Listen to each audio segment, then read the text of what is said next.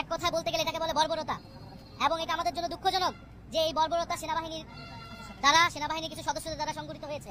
সেনাবাহিনীর অফিসারদের পক্ষ থেকে তাদেরকে প্রথমে হুমকি দেওয়া হয়েছে এবং সেই হুমকি 10 মিনিটের পরবর্তীতেই এই হামলার ঘটানো হয়। ফলে এটা আমাদের জন্য উদ্বেগের। অন্তর্বর্তী সরকার আসলে কিভাবে পরিচালিত হচ্ছে, সেনাবাহিনী কাদের নির্দেশনায় পরিচালিত হচ্ছে, এই বিষয়ে কিন্তু প্রশ্ন উঠছে।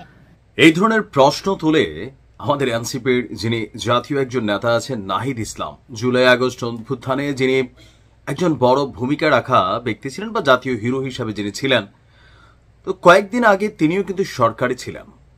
তো তিনি যখন সরকারে ছিলেন, সরকার কাদের কথায় পরিচালিত হইতো নিশ্চয় এটা তার ভালো জানার কথা আমাদের তুলনায়, কারণ তিনি তো একটা পার্ট অফ সরকার ছিলেন।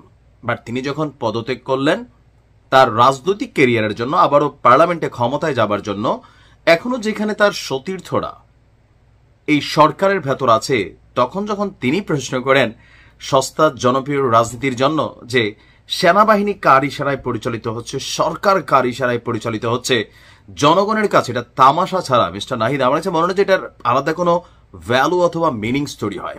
YONO why? কারণ এই যে সরকারটা, এই সরকারের সর্বোচ্চ কর্তা ব্যক্তি ডক্টর মোহাম্মদ ইউনূস সহ আরো বেশ কয়েকজনের নিয়োগ নিয়ে কিন্তু আপনারাই বিভিন্ন সময় কথা বলেছেন, আপনারা নিয়োগ দিয়েছেন, ডক্টর মোহাম্মদ ইউনূস বলেছেন।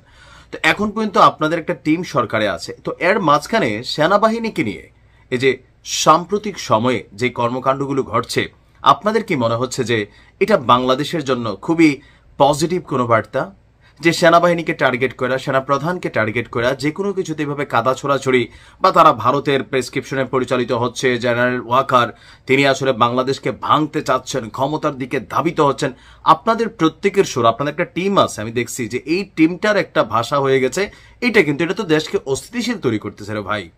একটা কথা যখন একাধারছে কতগুলা মানুষ রিপিটেড বলতেছেন, তখন একসময় তো যার সাথে ঘটনা তার মধ্যে জিত চলেও আসতে পারে যে আরে শালা চুরি করলাম না, খালি যেখানে যাই যে হ্যাঁ তুমি নাকি চুরি করছো, তোমার নাকি চুরির মতলব, তোমার নাকি এটা, তোমার নাকি সেইটা, তো এটা তো ভাইব্রেশন করে। তবে আমি ধন্যবাদ দিই সেনাবাহিনীকে, জেনারেল ওয়াকারুজ্জামানের যে ধৈর্য রে ভাই, রাইট নাও বিশ্বাস করেন, মানে আমি বাংলাদেশ সেনাবাহিনী যে ধৈর্যের আর একটা নাম, এটা আমার কাছে এখন মনে হচ্ছে। নাহিদের যে বক্তব্যটা, এটা ছিল পার্ট অফ পলিটিক্স, মানে নেতা আসছেন একটা বক্তব্য দিতে হবে, এর বাহিরে আসলে এই বক্তব্যের আদৌ কোনো ভ্যালু আছে? দেখেন বিপিনুর উপর যে ঘটনা ঘটছে, এটা খুবই মানে আমজনতার দৃষ্টিতে যে ওনাকে ফোন দিয়া বলছে এখান থেকে চলে যাও, তো সেটা তো খারাপ কিছু বলে নাই। কারণ বিপিনুর যেই ভাষায় জাতীয় পার্টির অফিস টফিস শহর ডিএম কাদারের ঠ্যাংঠুং আর ওনার নেতাকর্মীরা বক্তব্য দিচ্ছিলেন, তো এইটা প্রশাসনের পক্ষ থেকে যদি কেউ ফোন দিয়ে বলে যে নুরু ভাই বা মিস্টার নূর, তুমি এই ধরনের বক্তব্য না দিয়া এই কর্মকাণ্ডটা বন্ধ করো, তুমি তোমার রাজনৈতিক কর্মকাণ্ড অন্যভাবে করো, কিন্তু কারো পার্টি অফিসে হামলা চালাবে আর সেনাবাহিনীর কাছে এই তথ্য থাকার পর সেনাবাহিনী লেলাই দিতে দিবে, এইটাও কি আসলে স্বাভাবিক? আপনি যেটা বলছেন আমার কাছে এটা কোনো নেগেটিভ ব্যাখ্যা হয় নাই। যেমন ধরেন এখন আমি কোনো একটা কাজ করতে যাচ্ছি, স্থানীয় থানার ওসি অথবা এসপি সাহেব আমার পরিচিত, তো তিনি দেখলেন যে মিস্টার নাইম কর্তৃক এরকম একটা সংগঠন মানে ঘটনা ঘটতে পারে, তো সেই ক্ষেত্রে আমার ফোন দিয়ে যদি বলে যে আপনি যদি এটা করেন এটা কিন্তু আপনার জন্য খারাপ হবে, আপনি এখান থেকে সরে যান, এটাতে কি প্রশাসনের দোষ আছে? তারা কি এখানে কোনো মিলাদ মাহফিল করতে গেছিল? তাদের প্রোগ্রামের মানে ইন্টেনশনটা কি ছিল? জাতীয় পার্টির রাজনীতি নিষিদ্ধ করেন, আমার এতে কিছু যায় আসে না, কিন্তু সেটা কি এভাবে মব তৈরির মাধ্যমে? তো সেনাবাহিনীকে আমি যেটা দেখলাম যে টোটাল ঘটনার পর নাহিদ আসছে পরশুদিন রাত্রে এইসব ডায়লগ দিচ্ছে, কিন্তু সেনাবাহিনী এটাকে পাত্তা দেয়নি। গতকালকে আমাদের সেনাপ্রধান জেনারেল ওয়াকারুজ্জামান তিনি প্রধান উপদেষ্টার সাথে সাক্ষাৎ করেছেন, এবং কি আইএসপির পক্ষ থেকেও মিস্টার নাহিদদের এইসব কথাবার্তায় প্রভাবিত হইয়া যে ধাম করে কোনো রকম বক্তব্য দেওয়া, এটা কিন্তু দেয় নাই। এটা আমি মনে করি বিচক্ষণতা এবং ধৈর্যের পরিচয়, কারণ এখানে সেনাবাহিনী পুলিশের হ্যাঁ একজন লাল টি শার্ট পরে যে কনস্টেবল তিনি যেভাবে নুরুরে মারছেন এটা উচিত হয় নাই, কারণ এটা ব্রুটালি মারছিল, তার হয়তো ব্যক্তিগত আলাদা ইন্টেনশন থাকতে পারে, সেটা তদন্তের সাপেক্ষাধীন হতে পারে।